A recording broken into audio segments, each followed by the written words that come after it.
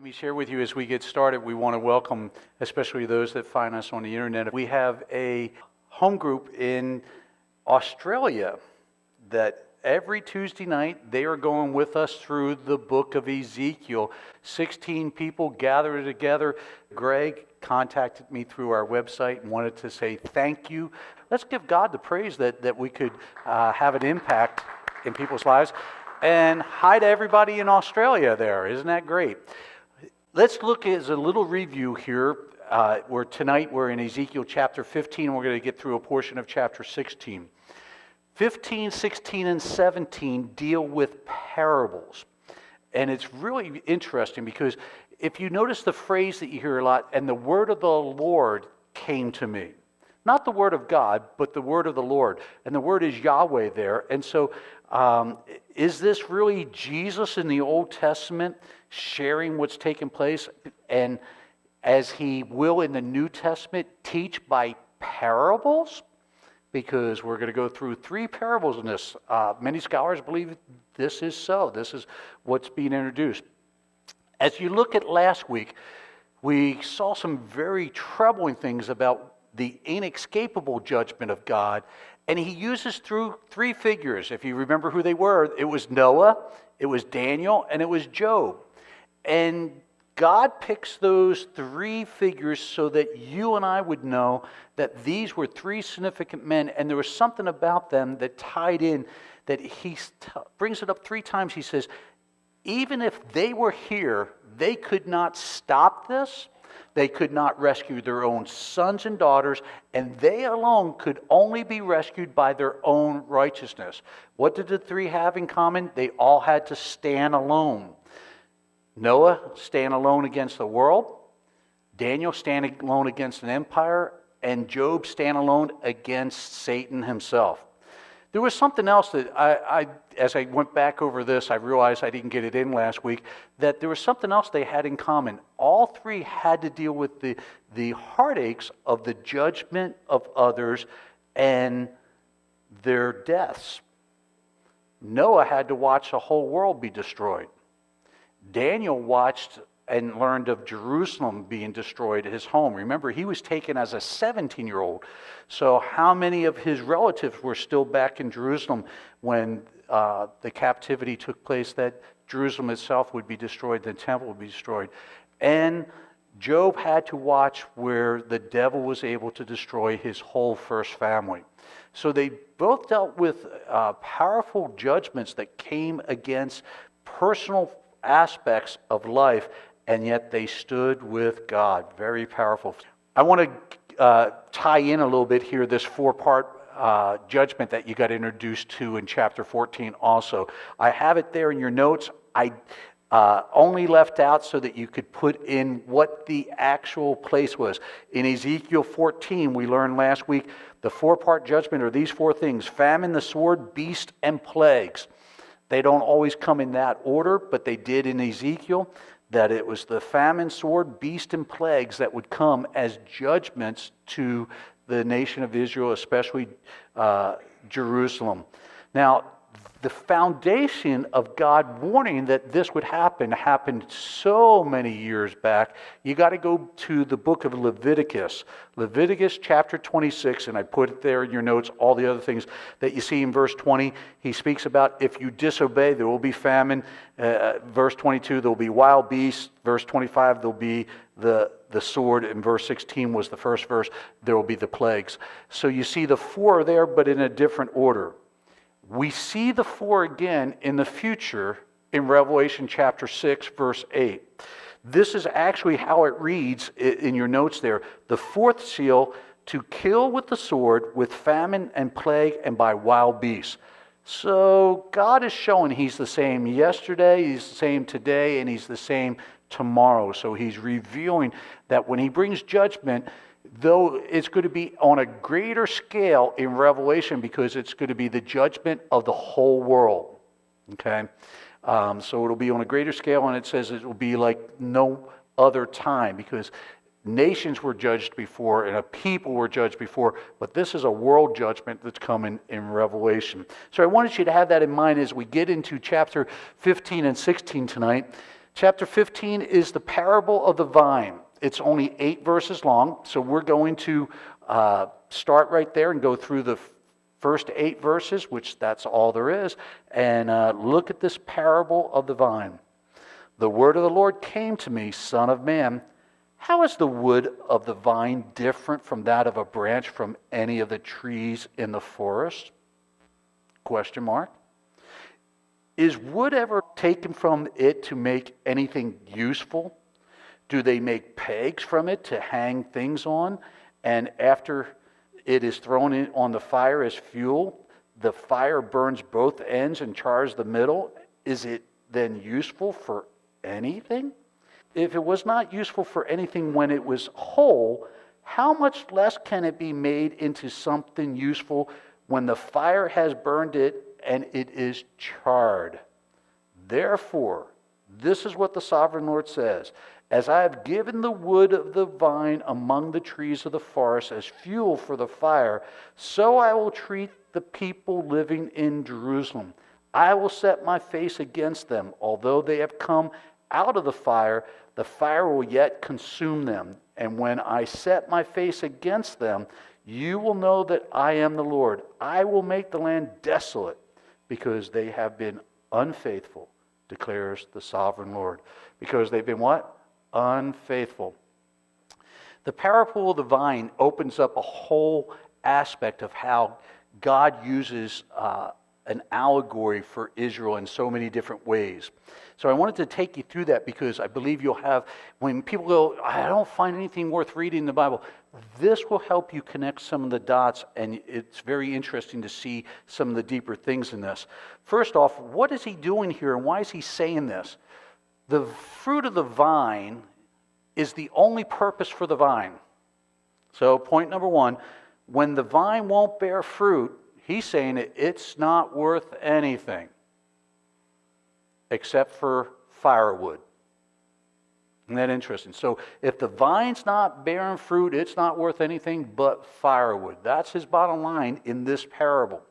Now, the vine is talked about, if you want to read some greater details, Isaiah chapter 5, as we went through the book of Isaiah, we talked about some of this before and we connected it with other portions of the Bible at that time. Speaks to the spiritual relationship between God and Israel. The vine. Now, the fig tree in Matthew 24, verse 32, speaks of Israel as a nation. All right? So you see, he's using these things. The vine is their spiritual relation connection. If the vine is healthy and there's fruit on it, there's a good spiritual connection. If there's no fruit, they're not rooted in God, are they? Okay? The fig tree, this speaks to them as a whole people. The vine could speak to them as individual people. So there's a corporate connection with these trees, and there is a private connection also. Number 4, the olive tree.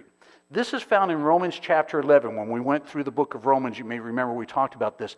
This speaks of the covenant between God and Israel. And God has a covenant. And what happened in history, where a lot of theology got mixed up, was in 70 AD, when the temple was destroyed for the second time. We're in the period of time right now where it's going to be destroyed for the first time in just a very short time period. But in 70 AD, it gets destroyed a second time. Jerusalem gets destroyed also. As they're in that time period there, realize this: God is not only just bringing judgment, but he's letting them know that I had a covenant with you, and these are the consequences of breaking the covenant. Now, because there was from 70 AD to 1948, do the math on there, somebody. 1,800 and some years, no nation of Israel. What happened within the church teaching from 70 AD to 1948 is what we call replacement theology. If there's no nation of Israel, how can you put anything in future tense together? Now watch this. Every prophecy about Jesus' first coming was literally fulfilled, not figuratively, not in an allegory, when it said he would be born of a virgin. He was born of a virgin. When he would be born in Bethlehem, though he's going to be from Galilee, he'll come out of Egypt. All those prophecies about his birth, his life, his ministry, his death, and his resurrection are all in the Old Testament, were fulfilled literally. But now there's no Israel. For almost 2 millennium, scholars started doing this. They said, what God meant for Israel is meant for the church. That's replacement theology. They started letting the church take the role of Israel. Well, we're the new Israel. No, there's a difference. In the Bible, you got to catch this. You're going to catch it really tonight in this, that God's bride is Israel. You're going to see that so clear in chapter 16. Jesus' bride is the church. Jesus died for the world, but he's married to the church. That's his bride. He's coming back for his bride. The 7 years of tribulation is for God the Father's bride, Israel. Will it affect those that aren't Jewish during that time? Absolutely. Can people get saved that aren't Jewish at that time? Yes. But there's going to be, last week we dealt with a very important passage that many people, and I want to speak to especially to some of my family members that go, I'll just make it through the tribulation. I think you're betting on something that's very dangerous for this. The great delusions there doesn't fool people that are already lost. It's fooling those that thought they knew the way and they were left behind. That's who the delusion is coming to. So you may think you'll be able to come through in that time. Now, last week it ended with there were sons and daughters that came through the destruction. So there is hope. But don't buy into that you're going to be the one that won't be deceived by the great delusion. All right, so we set all that down. This is the unique relationship that God the Father has with Israel and especially with Jerusalem. Okay? Now, we pick it up now in the next parable. It starts in the 16th chapter. This is what the parable of the abandoned baby. You probably, how many ever heard of the parable of the abandoned baby before tonight?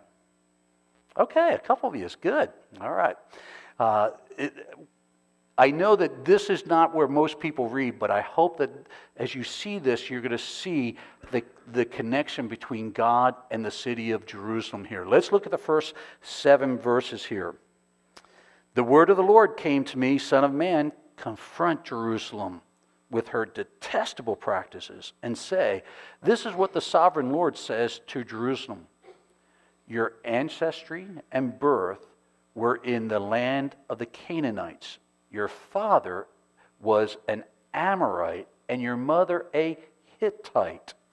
On the day you were born, your cord was not cut, nor were you washed with water to make you clean. You weren't rubbed with salt or wrapped in clothes.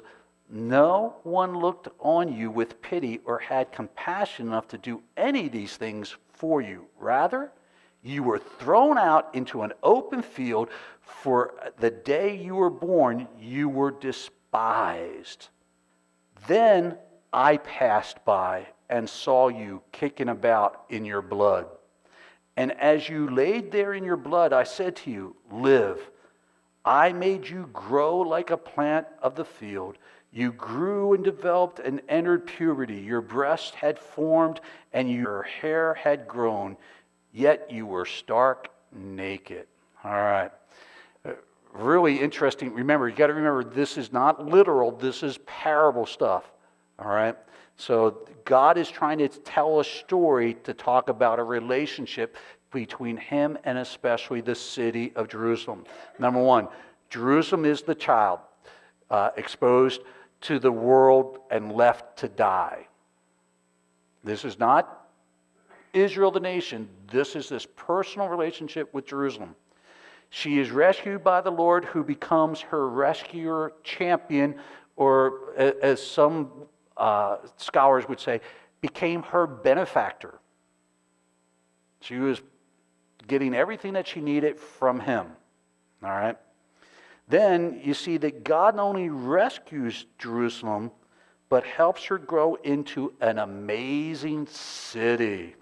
This is very, very important. That all of a sudden, as she matures, the world starts having a relationship with this city. All right? That's the background of this parable of the abandoned baby here.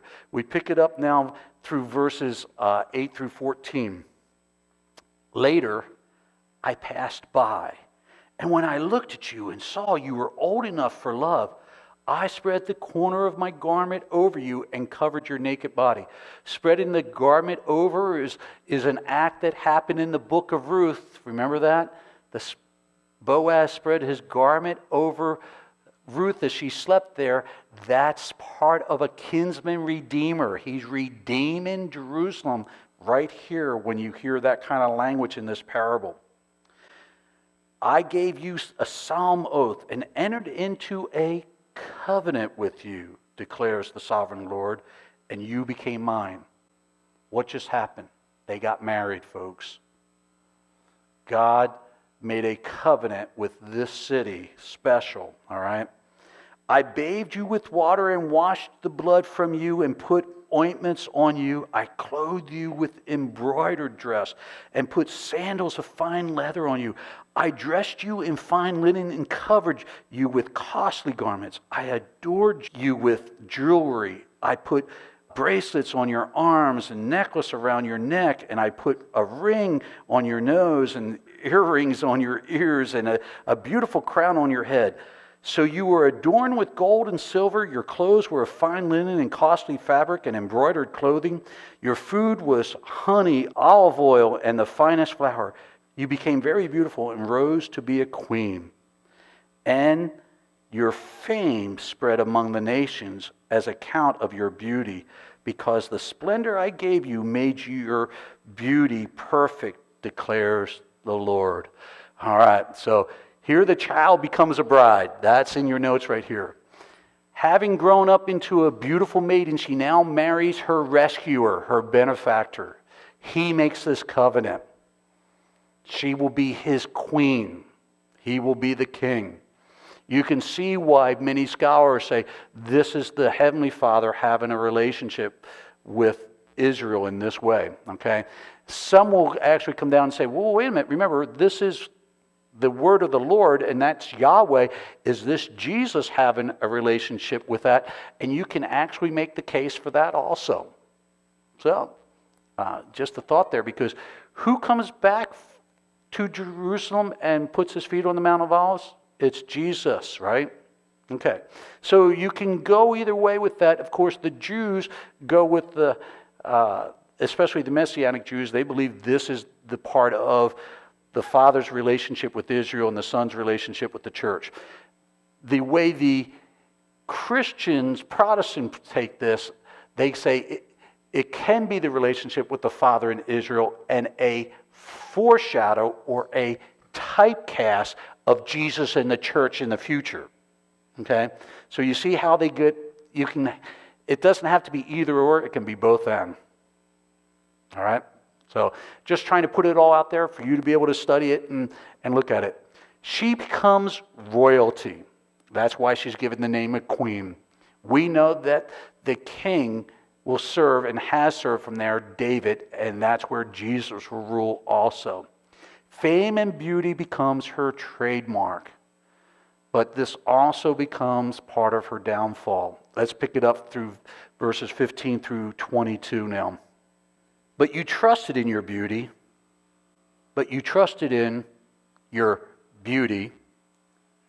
You catching the problem already? All right. And you used your fame to become a prostitute.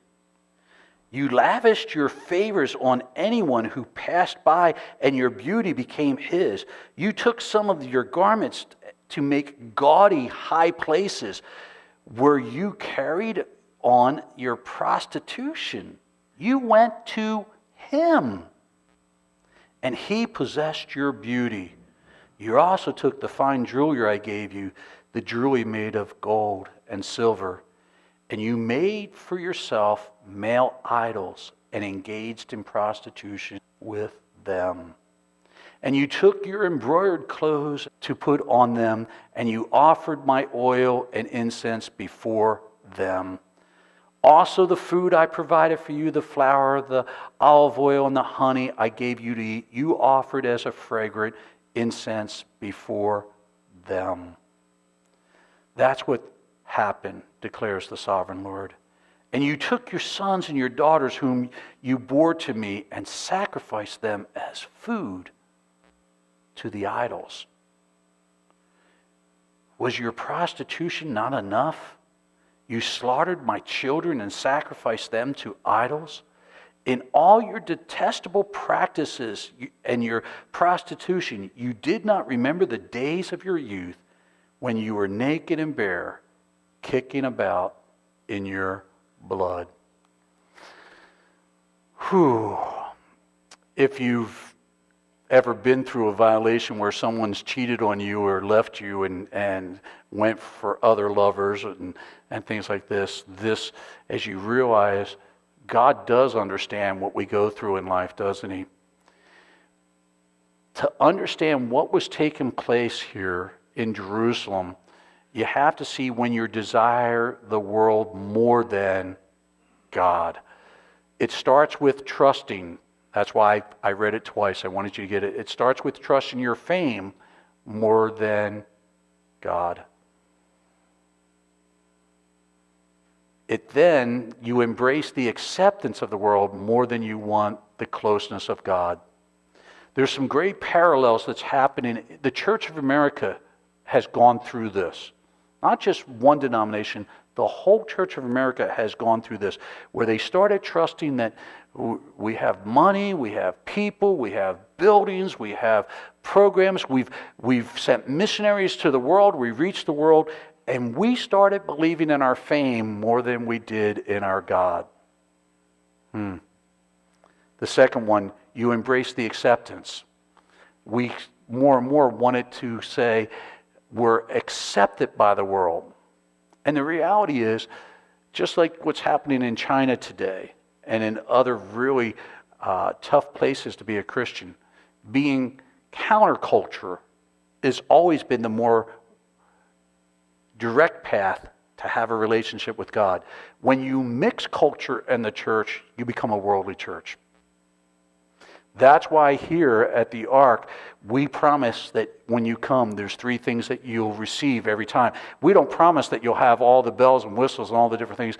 That we will bring worship, praise and worship. We will focus on prayer, and we'll focus on the Word. Our new signage that's going to go up here before Easter is just very soon is going to go out there. You'll see our logo of the dove carrying the cord that has the anchor to the Ark. And on the top of our new sign out front, it says, anchored with the Word of God. That's how we're anchored. We're anchored in the Word of God. To want to be accepted by the world is very normal, but it leads to where this queen, Jerusalem, is heading. Number 3, you enjoyed the rewards of rebellion, not thinking about the cost of what you acquired. They enjoyed the status that the world came to them and did business with them. And if you watch the language in this next portion, it's our last portion, watch what happens.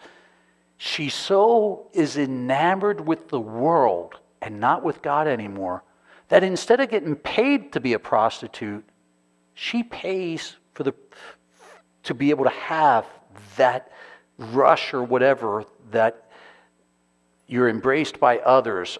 It gets pretty graphic. If you haven't read this one, this is the graphic part where you sense the heart of God is being ripped, because He made the covenant and said, this will be my bride.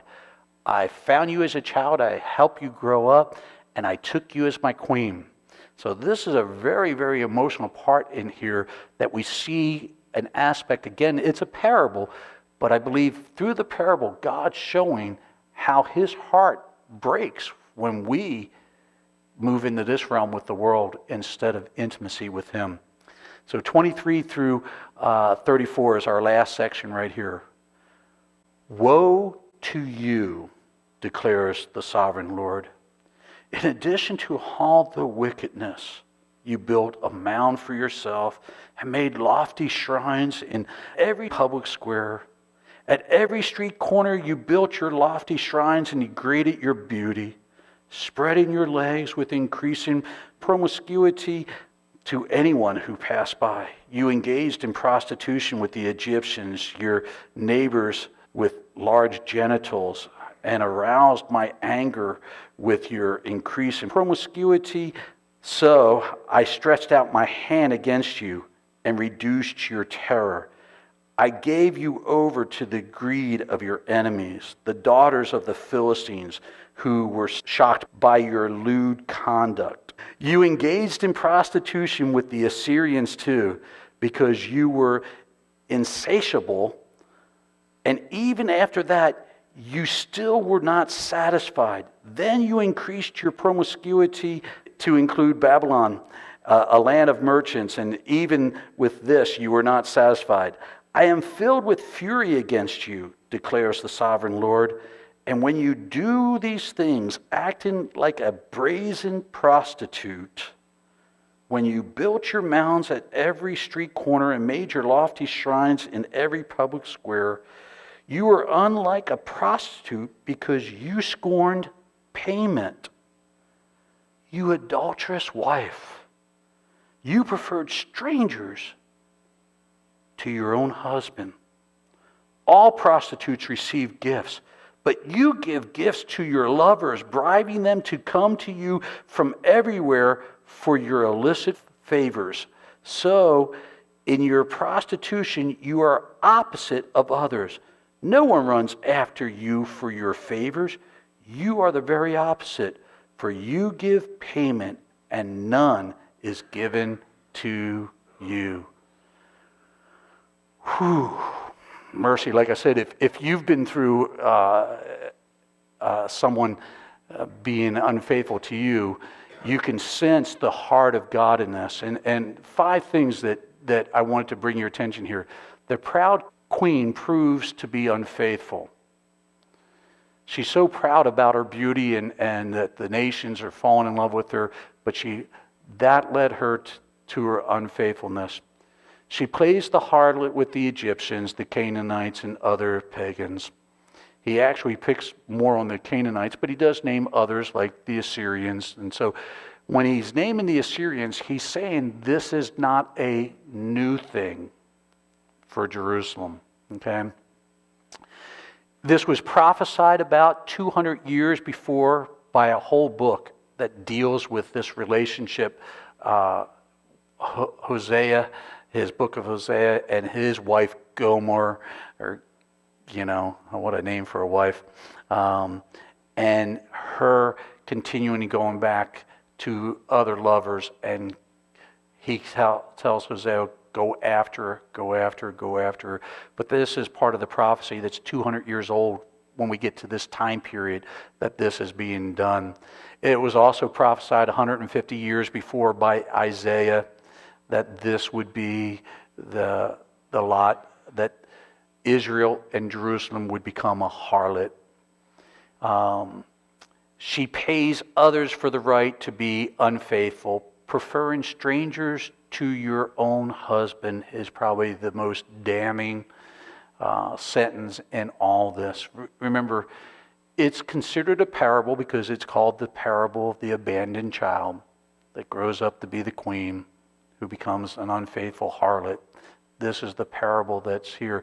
This is the setting for the parable. The rest of the chapter deals with the consequences of this. And then we go to a third parable in chapter 17. We're going to deal with the consequences and just the idea of the third parable next week. But I wanted you to know that sometimes we put God as no emotions. He's the cool, calm business guy, and just this person's this person's that. You get to see a heart of God here, of how he watches when he does such powerful things for a people, the chosen people. That's why the Jewish, Messianic Jews call themselves that today. They understand there's a personal relationship with the Father that they have that's recorded in history, that's going to continue in the future, just as Jesus has this personal relationship with his church, his bride, that he's coming for. And so it really is a sobering aspect when you realize that we think of God not having emotions, but yet when Jesus was here, was it just his humanity that he wept over Jerusalem? Or was he recalling back to that they've already been destroyed once, the temple's been destroyed, and he says, I'd like to take you in as a hen takes in its chicks. And he weeps. Was the Father weeping here in Ezekiel? Possibly so. Again, it's a parable, but you get to see a different side of God than you probably see anywhere else.